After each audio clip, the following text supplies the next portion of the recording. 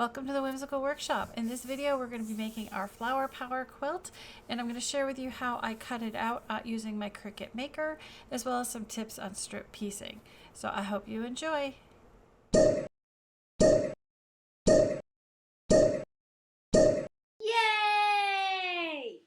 Alright, so here is our next project. This is called Flower Power. It's just a really pretty applique.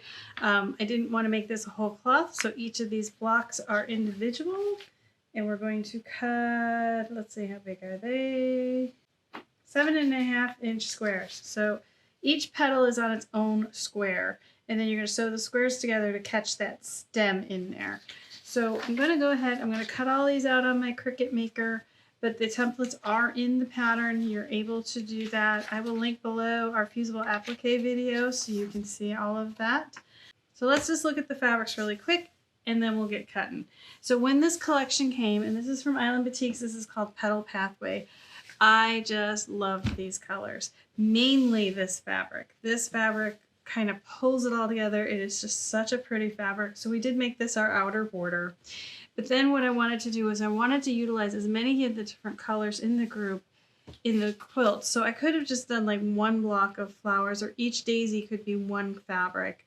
But instead, each daisy is made up of 3 different fabrics. And we have a purple one, and we have a pink one, and we have a blue one. And that just adds variety and just sort of looks like the petals were tossed all over it.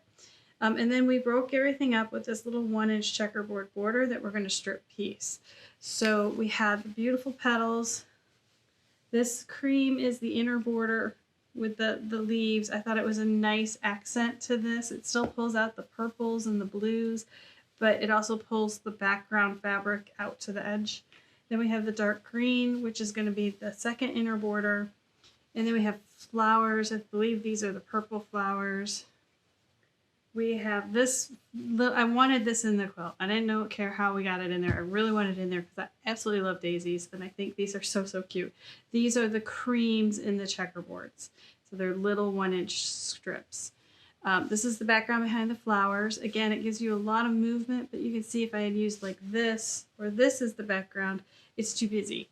So this was the nice, quiet fabric that still gave us some movement. And we have our blue petals. These are our stems, and just stems. I had leaves on this and I took them off because it just made it too busy. And then those are the pink flowers. So I'm excited to see how this one turns out. I'm going to get started. The pattern is available on our website, thewhimsicalworkshop.com, called Flower Power. If you want to if you want to make this along with the video. But again, I'm going to get the cutting going, and then I will show you how to assemble these blocks. Okay, so I want to show you how to import an SVG file from an external download, and then how to isolate a shape within that SVG file. So first we're going to go into our Cricut design space. We're going to go to New Project. We're going to go to Uploads. We're going to upload an image, and then I'm going to browse my desktop. I always move it to the desktop. It's just easier that way. I'm going to hit the SVG file I want. I'm going to open it, and there it says upload the image. I'm going to hit save, and there it is. There's my image. So I select the image I want. I hit insert, and there it is. It's inserted into my file.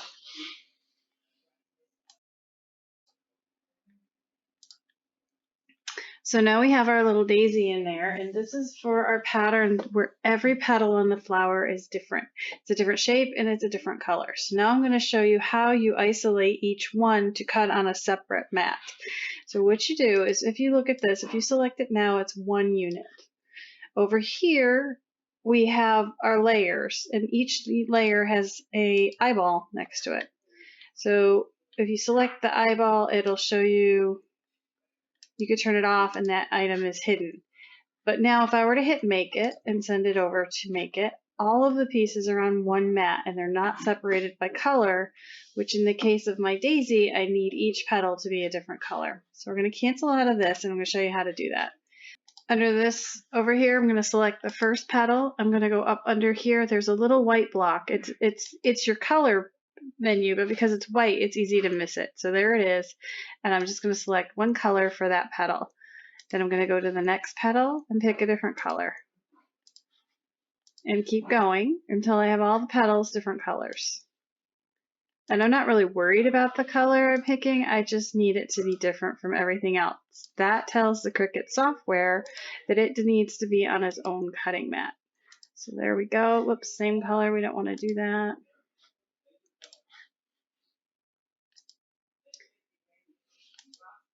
All right, so all of my petals are different colors. I am also going to make the center, the center one color. Even though the center and stem are cut from the same fabric, it helps how they're laid out on the mat. So the center is one color, and the stem, we're going to make that a different, oh, that's a repeat color. We'll make that a yellow. All right, so now everything is a different color. So now when I hit make it, there we go. They're all on their own boards, and I can cut them individually. Now I'm going to go back again, because each of these petals, I'm making 48 different flowers for the pattern. So the pattern is, it is our flower power pattern, and it's be available on our website in the spring. But for now, I'm just going to show you, like, some of these petals I only need 12 of, and some I need 24 of. So what I'm going to do is I'm going to turn off everything except the petal I want to cut. All right, so I have my one petal. Now I can go into make it. I can go up here and I can put in 12. I can say apply. And my SVG file is already mirror image. If you're doing fusible applique and it's not, you could turn it on there, but I have already done it, so I don't need to. So there it is. There's my layout of my 12 petals. Now I want to move, you see this bounding box out here? They always put it all up close together and jam it up to give you the most use of your material.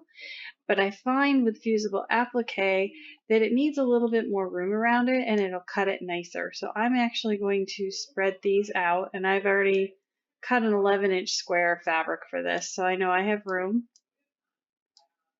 And I'm going to pull this down, and I pull it away from that red bounding line. I don't know if it makes any difference, but I've had a couple things get jammed up on that bounding line, so now I kind of more cautious and pull it away just to give my pieces a little bit of breathing room.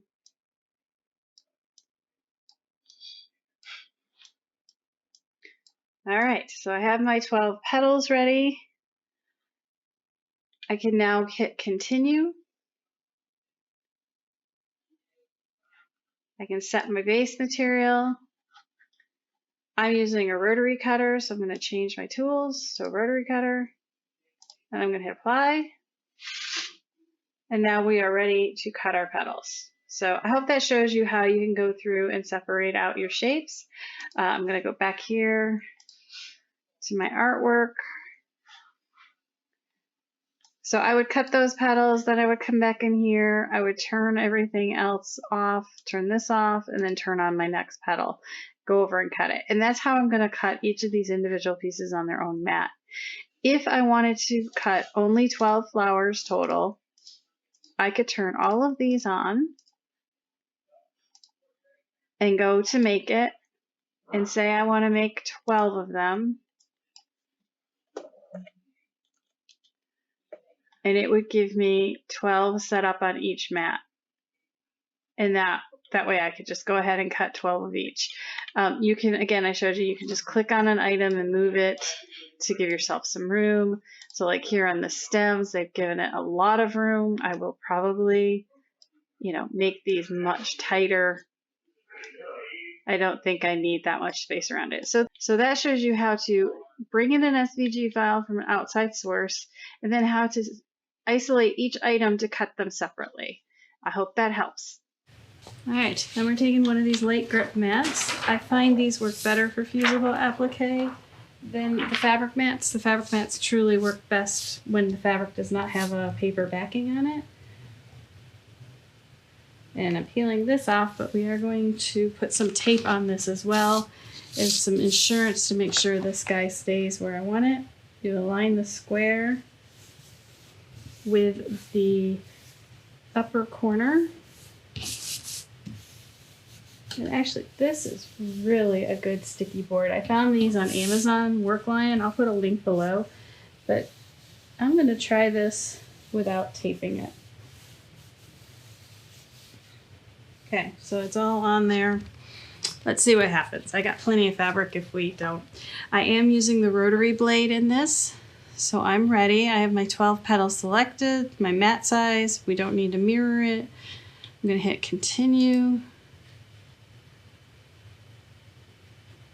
Now it tells me base material. I'm using medium fabric like cotton bonded. I already made it a favorite. You could browse here to find other materials, but I use this one a lot. And then I do change the pressure to more, just so that I have a better shot of it going all the way through. I'm going to edit the tools. I find using the rotary blade works the best for cutting out applique shapes. So we're going to use rotary blade and apply it. All right, we're ready to load and go. So we load it in. Hit the C to go. It's going to detect the tool.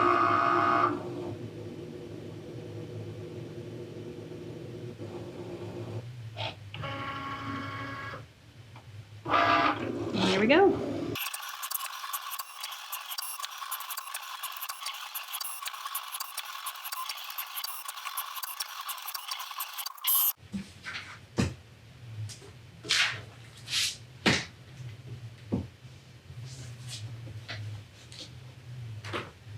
Alright, so now that it's done, I'm just going to go to one piece and flip it up and see if it cut all the way through. And it did, so now I can unload it. If it hadn't, I could hit the C again and recut it and everything is perfectly aligned.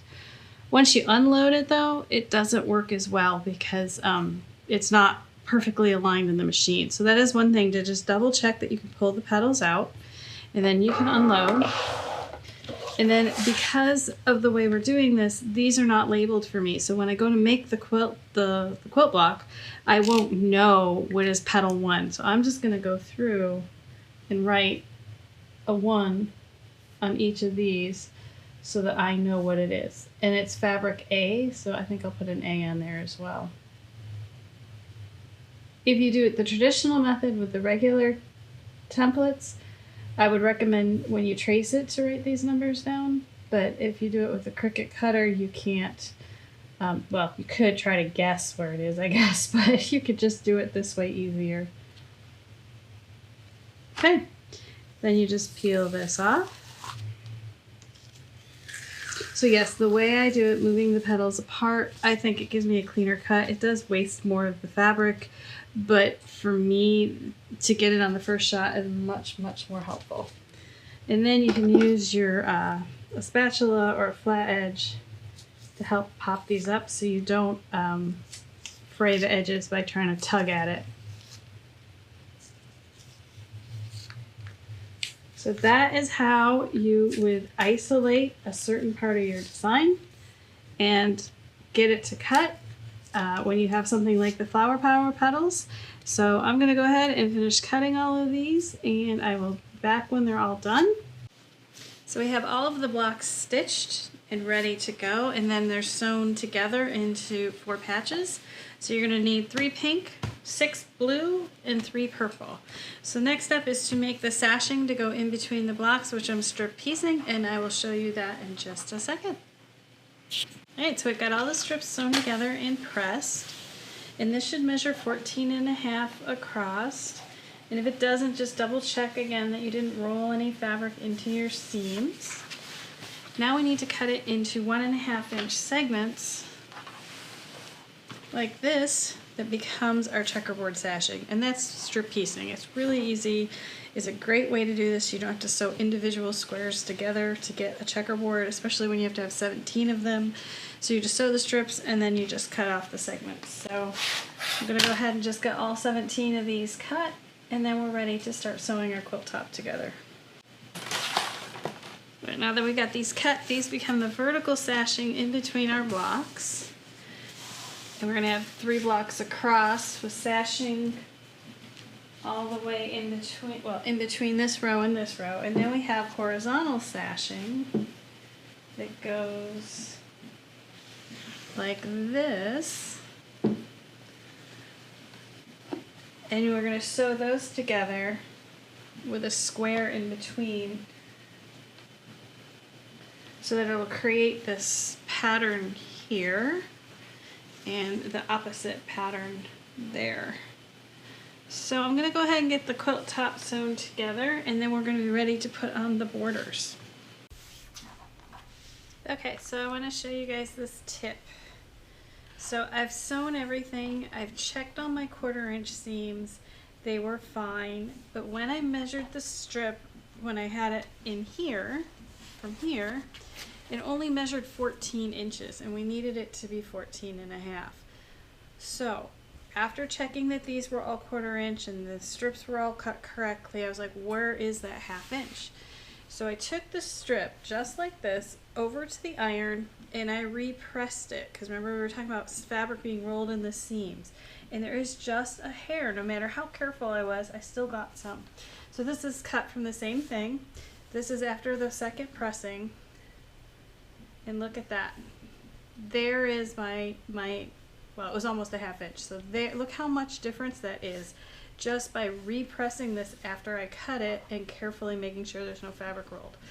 So once you finish this and you cut your units, I do recommend going back and repressing it if it's not measuring 14.5, because it could be fabric rolled into each of these seams. So that's a tip. Just, you know, always when you do run into a problem like this, or you're like, okay, I'm hitting a roadblock, do a little adjustments at a time. So before I went and ripped everything apart and checked it, the first thing I did was I took a ruler and I measured it on here. And by doing this, I could see I had cut 1.5 inch strips. You can see that 1/4 inch is right on. Not always that perfect, but in this case, I really was right on all of these. And you saw how careful I was being pressing it. But in the end, there's 1, 2, 3, 4, 5, 6, 7, 8, 9, 10, 11, 12, 13 seams. And we're going to round up, say about I was 1/2 inch off. So I was a 0.03 inches rolled into the seam. That very little bit, but when you multiply that by 13, that gets you a 1/2 inch. So that's why you want to be careful with this. So knowing my strips were right, knowing my seam was right, the first thing was to repress it, and that seems to have done the trick. So again, just a tip, anytime you do strip piecing, that will be handy to know. And I wish you luck sewing them, because it's really not hard, it's just you have to pay attention. Alright, back to making the quilt top. Alright, so we've got our quilt top all together. As you can see here in the pictures, it was quilted beautifully with an all over daisy pattern. I hope you've enjoyed this video on how to set up and cut your applique shapes using your Cricut Maker, as well as some quick tips on strip piecing for the sashing. As always, I want to thank you for watching. Make sure you like and subscribe, hit the thumbs up if you've enjoyed the video, and I'll see you next time.